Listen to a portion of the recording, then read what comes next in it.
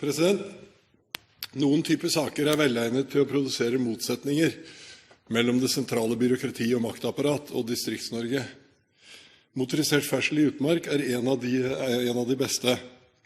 Departementet behandler saken som om man tror at enhver beboer ute i Distrikts-Norge elsker hestekrefter, bråkende motorer og vil slippe dette helt fritt om ikke en eller annen fredselskende, sentralt plassert byråkrat holder sin beskyttende hånd over utviklingen og beskytter Distrikts-Norge mot seg selv. Motorisert ferdsel må være en av de sakene som sier mest om regjeringens handlingslammelse. Større lokal frihet ville være en tillitsgest til Distrikts-Norge i en sak som neppe kan sies å være av vital karakter for landet, men som betyr ganske mye for en del av Distrikts-Norge.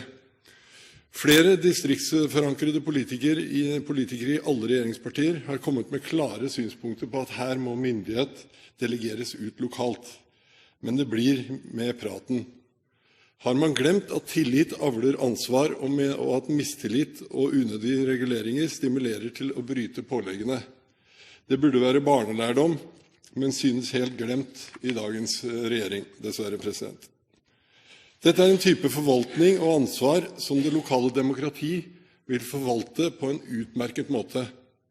Forsøksprosjektene som ble startet av Børge Brende, som flere har vært inne på, viser nettopp det. Ved å få ansvar lokalt får man også legitimitet lokalt. Uten legitimitet lokalt vil en politikk, reguleringer og et lovverk bli undergravet. Ulovlig kjøring og med de mange konfliktene rundt motorisert ferdsel understreker jo akkurat det. Statsråden bør legge seg det på minne i mange sammenhenger.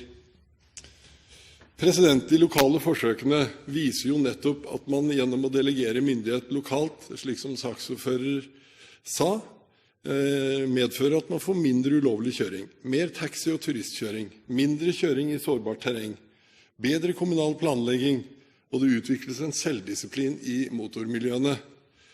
Man får i tillegg en aktiv debatt lokalt om hvordan man skal håndtere dette. Da skapes legitimitet. Det er jo det også vi ønsker. Dette skal ikke slippes fritt.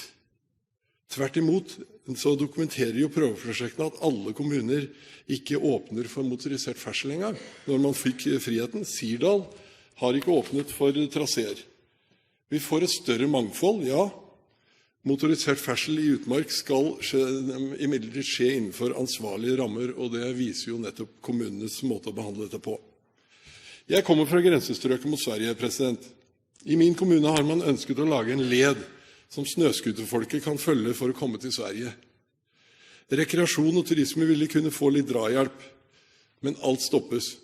I tillegg har man bøtelagt snøskutermiljø for å benytte en brøytet vei for å kjøre noen 100 meter til svenskegrensen. Og folk rister på hodet.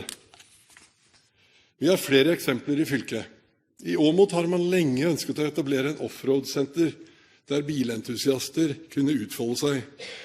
Åmot er, som kjent, landets forsvarskommune. Store deler av kommunen er benyttet til skytefelt. Kommunen har derfor også regulert og det i skytefeltsammenheng, lite område som ligger mellom de to skytefeltene til offroad-formål, men får nei. Kommunen kan ikke selge ro og fred slik departementet synes å tro at hele Distrikts-Norge skal leve av, men de kunne ha plassert motorisert ferdsel inn i et miljø der et slikt senter umulig kunne komme til å forstyrre særlig mye annet. Men får nei. Til Eirinsund så leter etter balansen. Det kan neppe sies de to sakene her kan neppe synes å representere noen som helst balanse. Det er en massiv overstyring av lokale ønsker som skjer. Og at ikke Senterpartiet har klart å løse opp i denne saken i løpet av perioden, må være flaut. Det å kunne forvalte sin egen utmark og sine egne verdier står mye av Distrikts-Norge nært. Senterpartiet har vel ikke helt forlatt det. Men klare forventninger av dette man ville ved å kreve at det skal skje innenfor noen nasjonale rammer og stimulere til lokal debatt, vil dette skje på en god måte som skaper legitimitet. Jeg tar med dette opp de forslag Høyre fremmer i innstillingen.